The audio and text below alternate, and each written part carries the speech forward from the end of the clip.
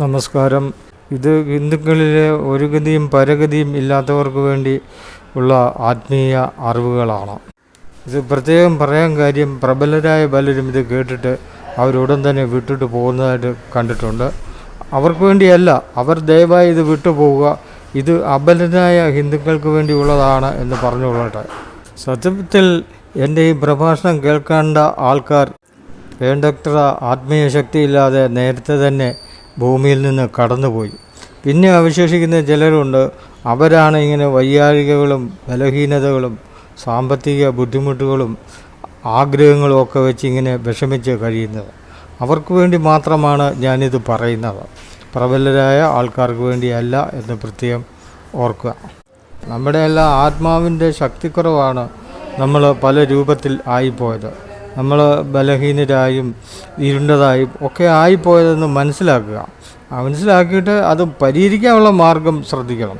അല്ലാതെ ഞാൻ ജാതിയിൽ നിന്ന് പിന്തള്ളപ്പെട്ടു പോയി, എന്നെ എല്ലാവരും അവഗണിക്കുന്നു എന്നൊക്കെ പറഞ്ഞ് വിഷമിച്ചിട്ട് ഒരു കാര്യവുമില്ല. അതിനുള്ള പരിഹാരമാണ് ഞാൻ പറയുന്നത്, അത് കേൾക്കുക. പ്രബലരായുള്ളവർ ഇത് കേട്ട് കഴിഞ്ഞാൽ അവരിതിനെ പുച്ഛിക്കും. അതുകൊണ്ടാണ് അവർക്ക് വേണ്ടിയല്ല, ബലഹീനത അനുഭവിക്കുന്നവർക്ക് വേണ്ടിയാണ്, ഹിന്ദുക്കൾക്ക് വേണ്ടിയാണ് ഇത് പറയുന്നതെന്ന് ഞാൻ ആദ്യമേ തന്നെ പറഞ്ഞത്. നമ്മുടെ എല്ലാ ശാരീരിക ബലഹീനതകൾക്കും മാനസിക ബലഹീനതകൾക്കും സാമ്പത്തിക ബുദ്ധിമുട്ടുകൾക്കും ഭാഗ്യക്കേടുകൾക്കും എല്ലാം കാരണം നമ്മുടെ ആത്മാവിൻ്റെ ബലഹീനത തന്നെയാണ്. ഇത് കേൾക്കുമ്പോൾ പലർക്കും തോന്നും, ആത്മാവ് അങ്ങനെ ബലഹീനത ആവുമോ? അങ്ങനെയുള്ളതാണോ ആത്മാവ്? അഥവാ ആത്മാവ് ഉണ്ടെങ്കിൽ തന്നെ എന്നൊക്കെ ആയിരിക്കും പലരും വിചാരിക്കുന്നത്. എന്നാൽ ആത്മാവിന് അങ്ങനെ ബലഹീനത ഉണ്ടാവും, അല്ലെങ്കിൽ ബലഹീനത ഉണ്ട്. അത് വ്യക്തമായി മനസ്സിലാക്കി പറയുന്നത് ക്രിസ്തുമതത്തിലാണ്. ആത്മശാക്തീകരണം, ആത്മാവിനെ തീ പോലെ ആക്കുക എന്നൊക്കെ പറഞ്ഞ് അവരിങ്ങനെ ഓരോ യോഗങ്ങളൊക്കെ വിളിച്ചു കൂടുന്നുണ്ട്. അതേസമയം ഹിന്ദുക്കളോ നമ്മുടെ ആത്മാവിനോ ശരീരത്തിനോ മാനസികമായോ എന്തെങ്കിലും ബുദ്ധിമുട്ടുണ്ടെങ്കിൽ നമ്മൾ നേരെ ചെന്ന് ഭഗവാനോട് പറയുകയാണ്, പ്രാർത്ഥിക്കുകയാണ് ചെയ്യുന്നത്. അല്ല വീട്ടിൽ ഇരുന്ന് ധ്യാനിക്കുകയോ പ്രാർത്ഥിക്കുകയോ ഒക്കെയാണ് ചെയ്യുന്നത്. അത് മതി എന്നൊക്കെയാണ് പലരും വിചാരിക്കുന്നത്. എന്നാൽ അത് മതിയാവില്ല. അതിനെപ്പറ്റിയുള്ള വിശദീകരണം ഞാനിപ്പോൾ തരാം. അതിനു മുമ്പേ ഒരു വാക്ക്, നിങ്ങളിത് കേട്ടിട്ട് നിങ്ങൾക്ക് ഇഷ്ടപ്പെട്ടെങ്കിൽ നിങ്ങൾ എനിക്കൊരു ചെറിയ ഫീസ് ഈ നമ്പറിൽ അയച്ചു തരേണ്ടതാണ്. ദക്ഷിണ കൊടുക്കാതിരുന്നാൽ നമുക്ക് അടുത്തടുത്ത ജന്മങ്ങളിൽ ഇതിൻ്റെ ഫലം ലഭിക്കുകയില്ല. ആത്മീയ ജ്ഞാനം അല്ലെങ്കിൽ ബ്രഹ്മജ്ഞാനം വെച്ചിട്ടുള്ളത് നമുക്ക് അടുത്തടുത്ത ജന്മങ്ങൾ നല്ലതാകാൻ വേണ്ടിയാണ്. അതായത് നമ്മുടെ ഈ ജന്മത്തിലുള്ള ചില ശാരീരിക വടിവുകേടുകൾ, നിറങ്ങൾ ഒന്നും ഈ ജന്മം അങ്ങനെ വിട്ടുമാറുകയില്ല. അതൊക്കെ മാറി നല്ലതാകുന്നത് അടുത്ത ജന്മത്തിലാണ്. അത് സാധിക്കണമെങ്കിൽ നിങ്ങളിത് കേട്ട ശേഷം ഇഷ്ടപ്പെട്ടെങ്കിൽ ഒരു ചെറിയ ഫീസ് എനിക്ക് അയച്ചു തരേണ്ടതാണ്. അങ്ങനെ ചെയ്തില്ലെങ്കിൽ അടുത്ത ജന്മം ഇതിൻ്റെ ഫലം ഉണ്ടാവുകയില്ല. നിങ്ങളിത് കേട്ടിട്ടുള്ളതിൻ്റെ യാതൊരു ഫലവും ഉണ്ടാവുകയില്ല. അതിൻ്റെ ഒരു ശാസ്ത്രീയ വശം എങ്ങനെയാണെന്ന് പറഞ്ഞാൽ, നമ്മൾ ആർക്കെങ്കിലും എന്തെങ്കിലും പൈസ കൊടുത്തു കഴിയുമ്പോൾ നമ്മുടെ ഉള്ളിൽ, അതായത് മനസ്സിൽ അല്ലെങ്കിൽ ആത്മാവും മനസ്സും ഒന്ന് തന്നെയാണ്, നമ്മുടെ മനസ്സിൽ അല്ലെങ്കിൽ ആത്മാവിലൊരു മുറിവുണ്ടാവും. അയ്യോ നഷ്ടപ്പെട്ടല്ലോ എന്നൊരു മുറിവുണ്ടാവും, ഒരു ഗ്യാപ്പ് ഉണ്ടാവും. അതുതന്നെയാണ് ആത്മീയതയ്ക്ക് പൈസ കൊടുത്തു കഴിയുമ്പോഴും നമ്മുടെ മനസ്സിൽ അയ്യോ പൈസ പോയല്ലോ, കഷ്ടപ്പെട്ട പൈസ പോയല്ലോ എന്നൊരു മനസ്സിൽ ആത്മാവിലൊരു ഗ്യാപ്പ് ഉണ്ടാവും.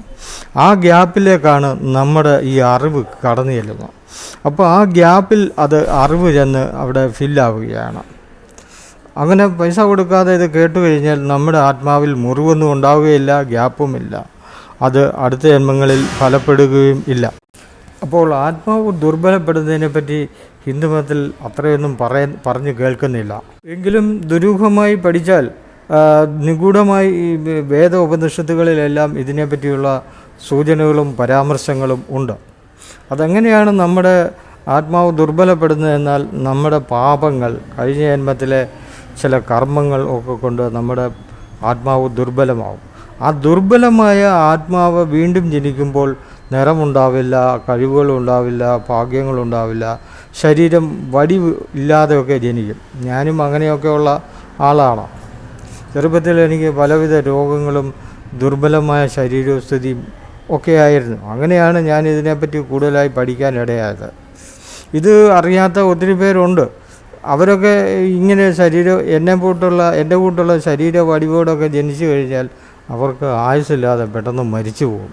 ഞാനും അങ്ങനെ മരിച്ചു പോകേണ്ട ആളായിരുന്നു. പക്ഷേ ആത്മീയ അറിവുകളിലൂടെയൊക്കെയാണ് ഞാൻ രക്ഷപ്പെട്ടു വന്നത്. അപ്പോൾ നിങ്ങളൊന്ന് ഓർക്കണം, ശാരീരികമായ എന്തെങ്കിലും ബലഹീനതകൾ, മാനസികമായ ബുദ്ധിമുട്ടുകൾ, ശാരീരികമായ നിറവ്യത്യാസങ്ങൾ, ശരിയായ ആകാരമില്ലായ്മ, സൗന്ദര്യക്കുറവ്, ഇവയൊക്കെ ഉണ്ടെങ്കിൽ നമ്മൾ മനസ്സിലാക്കേണ്ട കാര്യം നമ്മുടെ ആത്മാവിൻ്റെ ബലഹീനത കൊണ്ടാണ് അങ്ങനെ സംഭവിച്ചതെന്ന് വ്യക്തമായി മനസ്സിലാക്കണം. അത് മനസ്സിലാക്കാതെ വലിയ വ്യായാമം ചെയ്തിട്ടോ നല്ല ആഹാരങ്ങൾ കഴിച്ചിട്ടോ 3 നേരം കുളിച്ചു കുറിയിട്ടിട്ടോ അമ്പലത്തിൽ പോയതുകൊണ്ടോ വലിയ കാര്യമൊന്നുമില്ല. അമ്പലത്തിൽ പോയതുകൊണ്ട് കാര്യമില്ല എന്ന് പറയാൻ കാരണമുണ്ട്. ആത്മാവിൽ നിന്ന് സ്വയം ജനിക്കുന്നവരാണ് നാം. ഭഗവാനും നമ്മളും ലോകത്തിലുള്ള സർവ്വചരാചരങ്ങളും ആത്മാവിൽ നിന്ന് ജനിക്കുന്നതാണ്. അപ്പോൾ ഭഗവാൻ ഈശ്വരനാണ് ആരാണെന്ന് ചോദിച്ചാൽ നമ്മളും ഭഗവാനും എല്ലാം ആത്മാവാണെങ്കിലും ഭഗവാൻ നമ്മളെ നിയന്ത്രിക്കുന്ന ആളാണ്. ലോകത്തിൽ എല്ലാവരും ആത്മാവുകൾ സ്വയം ജനിക്കും. നക്ഷത്രങ്ങളായും മണ്ണായും കാറ്റായും ജലമായും മനുഷ്യനായും സസ്യങ്ങളായും എല്ലാം ജനിക്കും. പക്ഷേ ഇതിനെ ആരെങ്കിലും നിയന്ത്രിക്കണ്ടേ? ഈ നിയന്ത്രിക്കുന്നത് ഏറ്റവും പുണ്യാത്മാവുകളായ മനുഷ്യരാണ്. അവരെ ദേവന്മാർ എന്നാണ് പണ്ട് മുതൽ വിളിക്കുന്നത്. അവരാണ് ഈ ഭൂമിയിലെ കാലാവസ്ഥ, പ്രകൃതി, പ്രപഞ്ച ശക്തികളെയൊക്കെ നിയന്ത്രിക്കുന്നത്. അവരെയാണ് അമ്പലങ്ങളിൽ വെച്ച് ആരാധിക്കുന്നത്. ഈ ദേവന്മാരെ എങ്ങനെ കണ്ടെത്തി? ചുമ്മാതെ മനുഷ്യൻ ദേവന്മാരെ അങ്ങ് ആരാധിക്കുകയാണോ എന്ന് നമുക്ക് സംശയം തോന്നും. എന്നാൽ ഈ ഭൂമിയും സൂര്യനും സൗരയൂഥവും എല്ലാം ക്രമമില്ലാതെയാണ് പ്രവർത്തിച്ചുകൊണ്ടിരുന്നത്. അതായത് ചിലപ്പോൾ സൂര്യൻ പ്രകാശിക്കും, പ്രകാശം കുറവ് അനുഭവപ്പെടും. ഭൂമി അതുപോലെ ഇടത്തോട്ട് കറങ്ങും, വലത്തോട്ട് കറങ്ങും, വേഗത കൂട്ടിക്കറങ്ങും, കുറച്ച് കറങ്ങും, കറങ്ങാതിരിക്കും. അതുപോലെ തന്നെ കാറ്റ്, എപ്പോഴും കാറ്റ് അടിച്ചുകൊണ്ടിരിക്കും, ചിലപ്പോൾ അടിക്കത്തേയില്ല. മഴ പെയ്താൽ മഴ നിൽക്കുകയില്ല, പിന്നെ മഴ നിൽക്കും, പിന്നെ മഴ പെയ്യുകയില്ല. ഇങ്ങനെ ഒരു ക്രമമില്ലാതെ പ്രവർത്തിച്ചുകൊണ്ടിരുന്ന ഒരു കാലമുണ്ടായിരുന്നു. അക്കാലത്ത് ദേവന്മാർ വന്നാണ് ഇതിനെയൊക്കെ ഒന്ന് ശാന്തമാക്കിയത്, ഇതിനെയൊക്കെ ഒരു നിയന്ത്രണം വെച്ചത്. അത് മനസ്സിലാക്കിയ ചില മനുഷ്യരുണ്ട്, അവരാണ് ബ്രാഹ്മണർ. ദേവന്മാർ ഇങ്ങനെയൊക്കെ പ്രവർത്തിക്കുന്നുണ്ടെന്നും കാണുന്നതെന്നും കേൾക്കുന്നതെന്നും ഒക്കെ മനസ്സിലാക്കിയത് ബ്രാഹ്മണരാണ്. ഈ ദേവന്മാർ ഓരോരുത്തരും മരിച്ചു പോകുമ്പോൾ അല്ലെങ്കിൽ ഭൂമിയിൽ നിന്ന് പോകുമ്പോൾ അവർക്ക് വേണ്ട അമ്പലങ്ങൾ പണിത് വെച്ചത് ഈ ബ്രാഹ്മണരാണ്. എന്തിനാണ് അമ്പലങ്ങൾ പണിതതെന്ന് വെച്ചാൽ, ഒരാൾ മരിച്ചു കഴിഞ്ഞാൽ അവരുടെ ദിവ്യശക്തി പുനർജനിച്ച് കഴിയുമ്പോൾ അവരുടെ ദിവ്യശക്തി നഷ്ടപ്പെടും. അതുപോലെ ദേവന്മാർ മരിച്ചു കഴിഞ്ഞാൽ പുനർജനിച്ചാൽ അവരുടെ ദിവ്യശക്തി നഷ്ടപ്പെടും. അതിനാൽ മരിച്ചു കഴിഞ്ഞാൽ ഉടൻ തന്നെ അവർക്ക് പുനർജനിച്ചാൽ കിട്ടുന്നതിനെക്കാട്ടിൽ കൂടുതലായി നല്ല ആലയങ്ങൾ പണിത് വിളക്ക് വെച്ച് ഉത്സവങ്ങളും താളമേള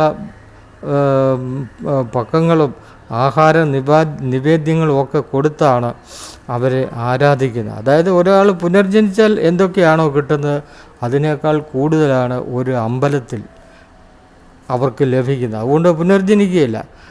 പുനർജനിക്കുന്നതിൻ്റെ കാരണം എന്താണെന്ന് വെച്ചാൽ സുഖങ്ങൾ ലഭിക്കുന്നില്ല, വീർപ്പ് മുട്ടുമ്പോഴാണ് ഓരോ ആത്മാവ് പുനർജനിക്കുന്നത്. നമ്മളും അങ്ങനെയൊക്കെയാണ്. നമ്മൾ മരിച്ചു കഴിഞ്ഞാൽ നമുക്ക് വീർപ്പ് മുട്ടും, ഒരു സുഖവും ലഭിക്കുന്നില്ല, ദുഃഖവും ലഭിക്കുന്നില്ല. എങ്ങനെയെങ്കിലും എന്തെങ്കിലുമായിട്ട് പുനർജനിച്ചാൽ മതിയെന്ന് അന്നേരം നമുക്ക് തോന്നും. എല്ലാ ആത്മാവുകളും അങ്ങനെയാണ്. അപ്പം ദേവന്മാർ മരിച്ചാലും ഇത് തന്നെ സംഭവിക്കുന്നത്. എവിടെയെങ്കിലും എന്തെങ്കിലുമായിട്ട് പുനർജനിക്കണമെന്നാണ് ഉടനെ തോന്നുന്നത്. നമ്മളിപ്പോൾ പറയും, എനിക്ക് ജനിക്കേണ്ട, എനിക്ക് പുനർജനിക്കേണ്ട എന്നൊക്കെ നമ്മളിപ്പോൾ പറയും. പക്ഷെ മരിച്ചു കഴിയുമ്പോൾ നമ്മളെ പ്ലാൻ ആകെ മാറും. അന്നേരം എങ്ങനെയെങ്കിലും എവിടെയെങ്കിലും ജനിച്ചാൽ മതിയെന്ന് നമുക്ക് തോന്നും. അതുപോലെ തന്നെ ദേവന്മാർ ചിന്തിക്കാൻ ഇടയാവും. അത് ഒഴിവാക്കാനാണ് ദേവന്മാർ മരിച്ചാൽ ഉടനെ അല്ലെങ്കിൽ പോയാൽ ഉടനെ അവർക്ക് വേണ്ട അമ്പലങ്ങൾ, പുനർജനിച്ചാൽ കിട്ടുന്നതിനേക്കാൾ കൂടുതൽ സൗകര്യങ്ങൾ, ഇരിക്കാനും കിടക്കാനും വിനോദോപാധികളും വിശ്രമിക്കാനൊക്കെയുള്ള നല്ല സൗകര്യങ്ങൾ എല്ലാം ചേർത്താണ് അമ്പലങ്ങൾ പണിയുന്നത്.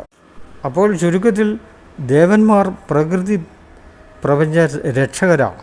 നമ്മളെല്ലാം സ്വയമേ ജനിക്കുന്നു, നമ്മുടെ സ്വന്തം ഇഷ്ടപ്രകാരം ജനിക്കുകയും മരിക്കുകയും ചെയ്യുന്നു. അല്ലെങ്കിൽ ആത്മാവിൻ്റെ കഴിവനുസരിച്ച് ജനിക്കുകയും മരിക്കുകയും ചെയ്യുന്നു. ആത്മാവിന് കഴിവില്ലാതായാൽ അവൻ വിരൂപനായും നിറമില്ലാതെയും ഒക്കെ ജനിക്കും.